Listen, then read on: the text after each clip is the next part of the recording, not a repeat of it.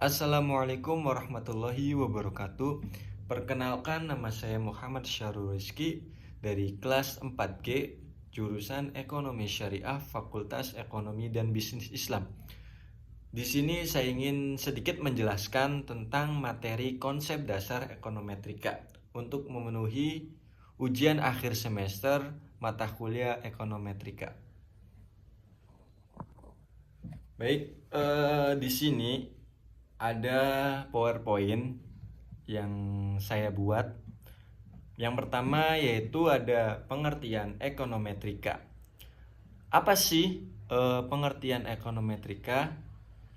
Ekonometrika adalah cabang ilmu ekonomi yang menggunakan metode matematika, statistik, dan komputasi untuk menganalisis dan menguji teori ekonomi, serta membuat prediksi tentang perilaku ekonomi di masa depan.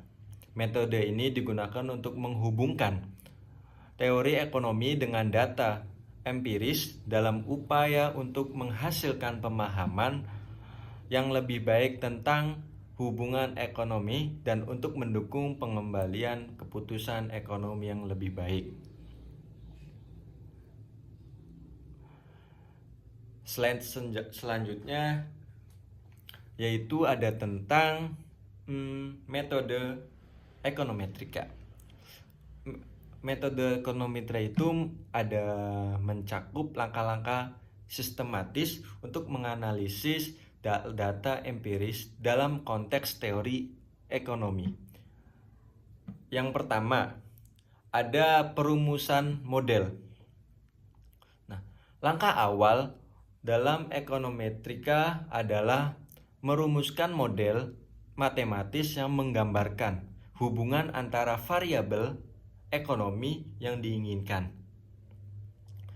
Model ini bisa berupa persamaan ekonometrik yang menggambarkan variabel independen sebagai fungsi dari variabel dependen. Selanjutnya yaitu ada spesifikasi model. Nah, memilih variabel independen yang relevan dan menentukan bentuk fungsional dari model ini melibatkan pertimbangan teoritis dan pengujian empiris untuk memastikan model yang tepat digunakan. Selanjutnya ada pengumpulan data. Apa sih pengumpulan data itu? Pengumpulan data itu memilih variabel, mengumpulkan data empiris yang sesuai dengan model yang dirumuskan. Data ini harus berkualitas baik dan relevan dengan fenomena ekonomi yang sedang diteliti. Selanjutnya ada estimasi parameter, yaitu dengan melakukan estimasi parameter dalam model menggunakan teknik-teknik statistik seperti metode OLS atau Ordinary Least Squares atau metode lainnya, tergantung pada sifat data dan asumsi model. Selanjutnya, yang terakhir ada uji hipotesis. Mengujikan keabsahan model dan parameter yang diestimasi dengan menggunakan berbagai uji hipotesis statistik. Uji ini membantu untuk menentukan seberapa baik model tersebut cocok dengan data yang ada. Baik, slide selanjutnya ya. Ada jenis ekonometrika. Ekonometrika itu dapat dibagi menjadi beberapa berdasarkan pendekatannya terhadap analisis data empiris dalam ekonomi. Baik, yang pertama ada ekonometrika teoristik. Nah, fokus pada pengembangan dan pengujian teori ekonomi dengan menggunakan data empiris. Metode ini bertujuan untuk menguji keabsahan teori ekonomi dan mengidentifikasi hubungan sebab akibat antara variabel ekonomi. Terus yang kedua ada ekonometrika terapan. Apa sih ekonometrika terapan itu? Ekonometrika terapan itu berfokus pada penerapan teknik-teknik ekonometrika untuk memecahkan masalah konkret dalam ekonomi. Contohnya adalah mengestimasi elastisitas permintaan, memprediksi inflasi, atau mengevaluasi efek kebijakan ekonomi.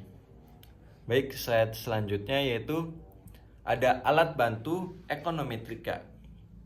Nah, alat bantu ekonometrika atau perangkat lunak statistik adalah instrumen penting dalam analisis ekonometrika modern. Yang pertama, ada estimasi model. Nah, apa sih estimasi model itu?